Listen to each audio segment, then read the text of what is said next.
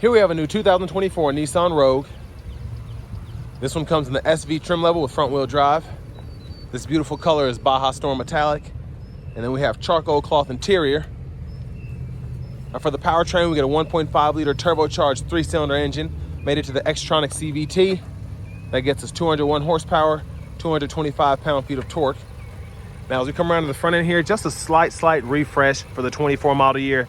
Basically the grille, but LED headlamps, LED daytime running lights, and the daytime running lights do not flash like that. That's just how my camera's picking them up.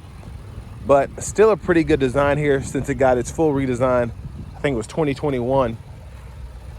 Down here to the wheels, these are gonna be 18-inch alloy, and I love the design on these in particular, especially with this Baja Storm. It looks very rugged. Almost reminds me of the Rock Creek on the Pathfinders. To the door panel here, power door locks, power mirrors, power windows, electronic rear window lock there. We do get blind spot monitors in the mirror on this one. Illuminated kick plate, nice touch there. And there's the power driver's seat with two-way power lumbar support. And even though these are cloth seats, I like the design. I like how they kind of fit, how they feel.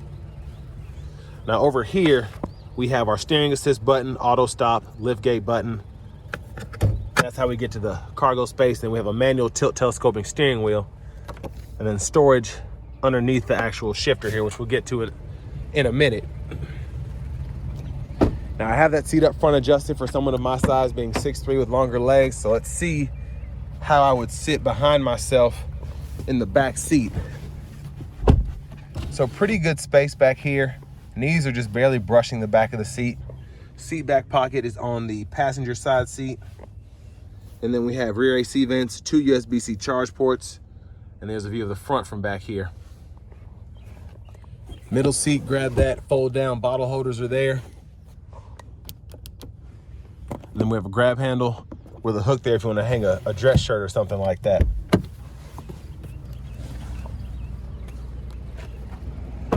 Now, as we come around to the back end, love that design as well. And I like the kind of, I guess it's almost like a titanium or like a metal gray. I like that badging there, again, with this Baja Storm Metallic. Rear parking sensors integrated in that bumper. Exhaust system there. And then we do have a power lift gate, so just hold that button, it'll open by itself. And then pretty good space back here. This one does come with all-weather floor mats. They just have not been installed yet. And then spare is underneath there. This one also has the first aid kit. And then hit that button to close it.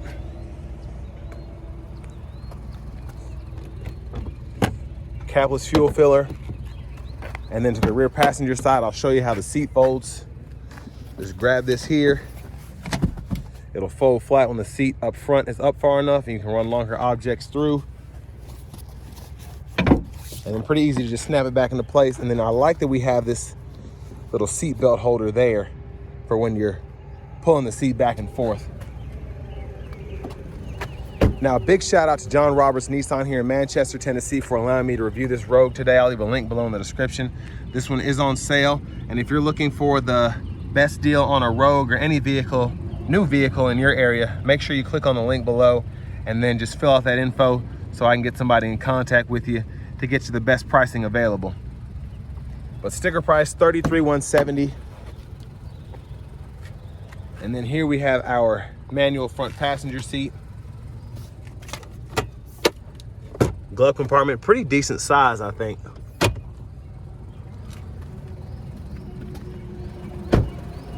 Now, as we come back around to the front, actually, I want to show you all this because this is always interesting to me. Just the parts makeup. Nissan and Toyota does a pretty good job at putting these on here. I think Ford does too. And you can actually see the parts content. It has its own separate sticker. I think GM actually puts theirs on the window sticker. I'm not 100% on everybody else, but there's that VC turbo 3-cylinder. And for those that were curious, the VC does stand for variable compression. But let's go ahead and hop in the driver's seat. So nice vinyl wrap steering wheel here, and even though it's kind of like a plastic feel, it still feels pretty nice, and I like the flat bottom as well. That's what the horn sounds like. Now to the radio, we do get this 8-inch screen that includes AM, FM, and then we also have XM radio along with Bluetooth audio, and we have wireless CarPlay, or not wireless CarPlay, but wired CarPlay, wired Android Auto compatibility. And then in the radio stations, you can actually just hold these for the presets. So if I want to go to, let's say, 99.7, I can hold right there, and then it'll put it in there for me. And then same thing with XM, so on and so forth. And then for your settings, those are in there. So connections can be fooled with there, Wi-Fi, Bluetooth. And then you have your others section, and you can change your language or your units of measurement in there. Let's look at the home page. You can scroll through all of that if you so choose and customize it. Backup camera's there, guidelines follow you, just turn the steering wheel. Volume knob is here, and then you can click that, turn the audio off. Then you have a tune knob here. Click that for the sound. You can adjust the bass and whatever, or you can actually go into the settings and adjust it that way.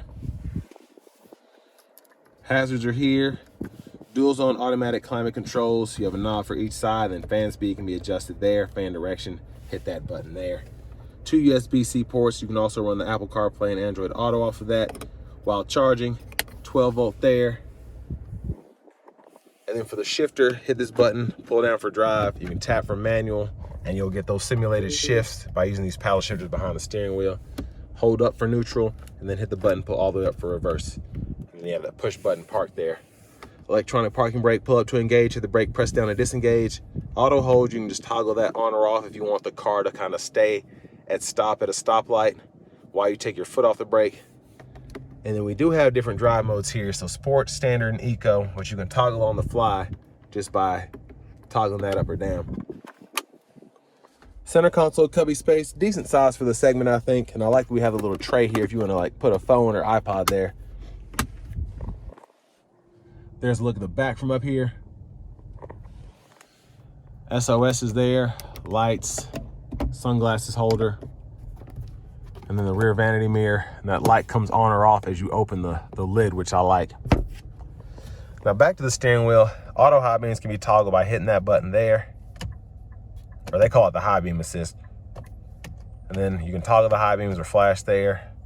Headlamps can be adjusted there.